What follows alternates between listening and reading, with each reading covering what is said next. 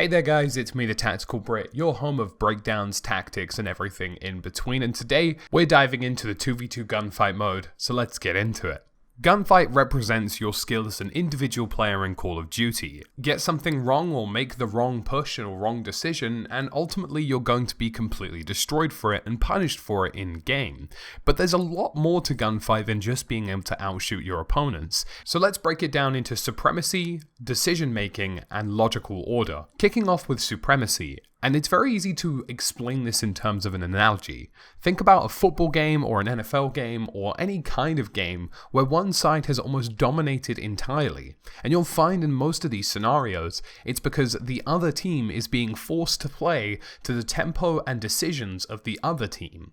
So if I'm the dominant team in a football match, well, that's because I've got all the possession, I'm playing at an extremely fast rate, and I'm playing some super smash mouth football. And ultimately it's because the other team, who isn't used to that style of gameplay, or potentially isn't used to me shifting between so many different styles of gameplay in one single match, is being completely overrun and is unable to cope with what I'm doing. And you'll notice this in Gunfight. Teams that achieve supremacy are the teams that make other teams play on their terms. For example, there's some rounds where one team is completely aggressive, just runs up the middle and completely decimates the other team because they weren't expecting that level of tempo of play, or another round where that team has decided to slow things down and lock down all of the possible sight lines available within the map.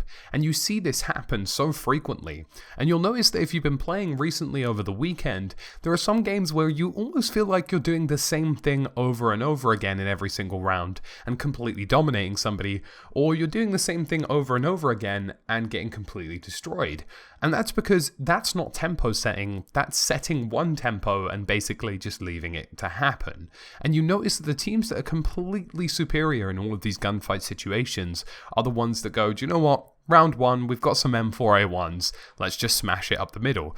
Round 2, we've got sniper rifles, let's lock down the sight lines. Round 3, we've got shotguns and flashbangs, let's push up the middle again.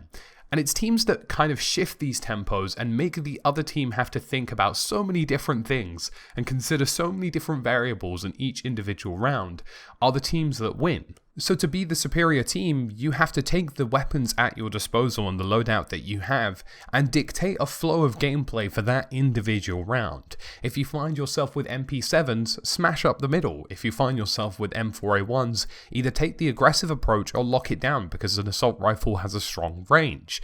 And when you make those tempo decisions and force the other team to play in the manner that you're playing in, that will make them uncomfortable because they can't set the gameplay standard themselves or take on engagements as they please.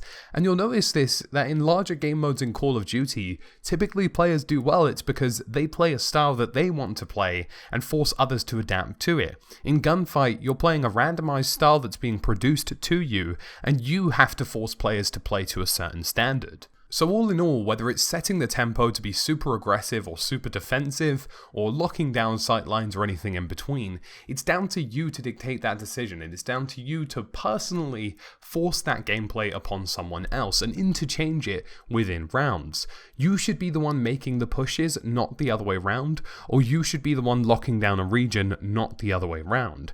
And you'll notice teams that kind of do this a lot are the ones that are likely going to beat you. I've had games where I've had two guys decide, you know what, screw it, we're running down the middle with some MP7s. I wasn't expecting it, I wasn't playing to that level of speed, and I got completely destroyed for it. And you just have to set that standard in the game. Decision making plays a key role in Gunfight, and there's lots of things that you need to consider, but ultimately I feel as though it boils down to more or less 2 to 3 things. Number 1 is the lane you're using, number 2 are the statistics available to you, and number 3 is naturally, are you going to be working in a flanking coordination? So let's start off. Number 1, looking at lanes. Now this is a relatively simplistic thing that people don't really think about, but actually makes a huge impact. If I decide to take the left-hand lane, and I am superior in that position and outplay anybody in that location, that changes the dynamic of the picture. And I say this because once those shots are off and once somebody is damaged or decided that they can't hold down that lane like I am, they're going to retreat to one of the other two, be it the middle or the one on the right. Now this means that your teammate is going to have to be very aware of that, but it also means as well that that gives you a new positional dynamic. If I've completed the left and I know that I've secured it to the best of my ability, well then I need to start pushing the middle or the right, and I need to do that in a coordinated manner, be that going through the back of the enemy spawn, or deciding to make a sort of interjection towards the center of the map. And really what I notice a lot is that players push one lane and then scramble between others and it all goes sideways. You have to forcibly lock down a lane and make that player come to you.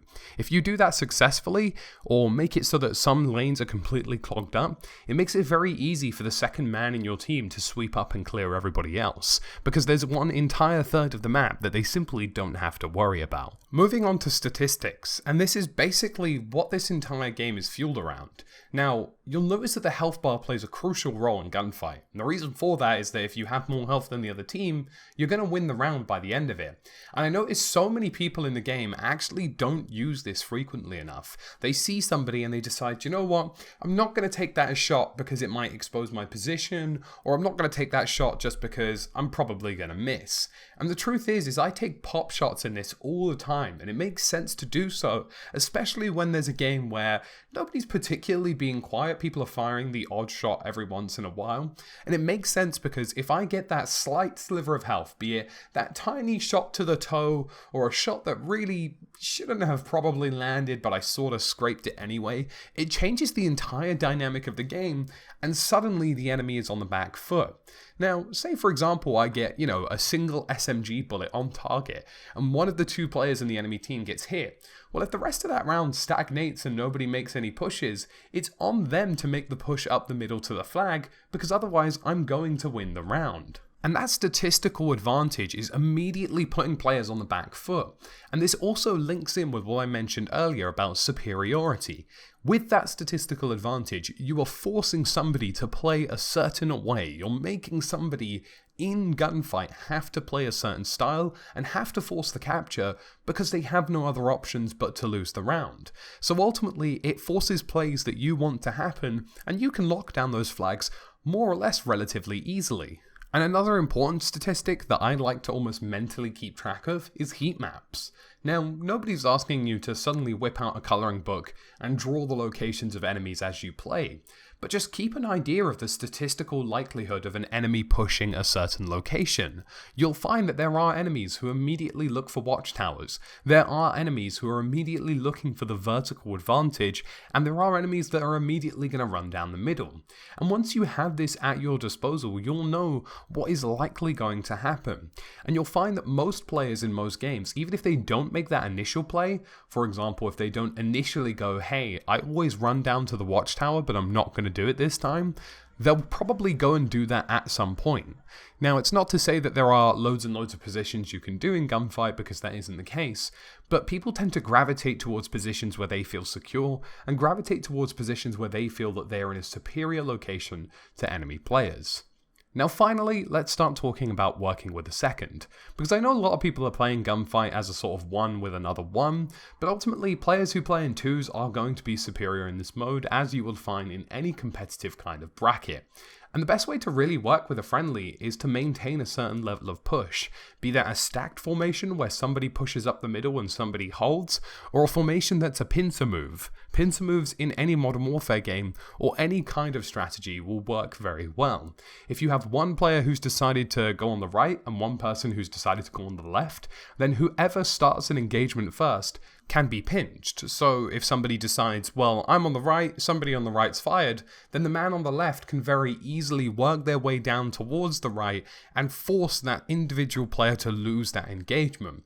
Now, yes, you do have to be wary of the second man, but in most of these situations you find players aren't very coordinated, and pincer moves are always a surefire success way to make sure you outplay your opponents.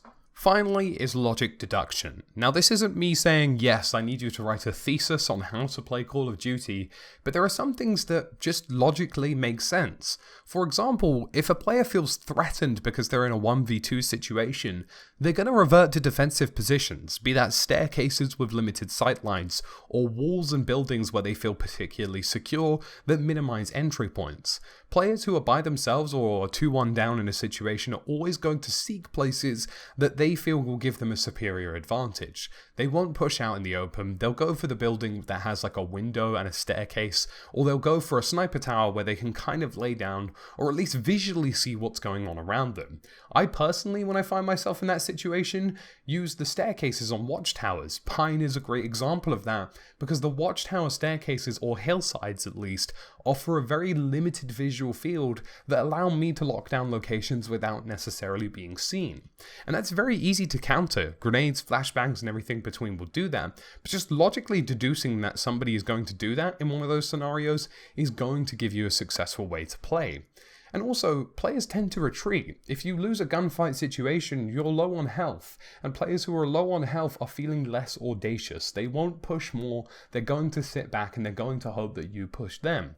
But again, linking into statistics, you don't have to play towards them when they're mathematically down. If somebody has lower health, yes, they're going to fall back, but there's no reason to chase them because then they're going to lose the round and lose that middle flag. So using that level of logic, be it a lane that you know nobody is in because you've superiorly stomped it, or a player who's going to play defensively because he's by himself or low on health, then you can easily win games. If I know somebody isn't willing to take me on in a 1v1 situation because they have low health, well then I'm just going to run out the rest of the round and keep a visual field on the flag that will eventually become available.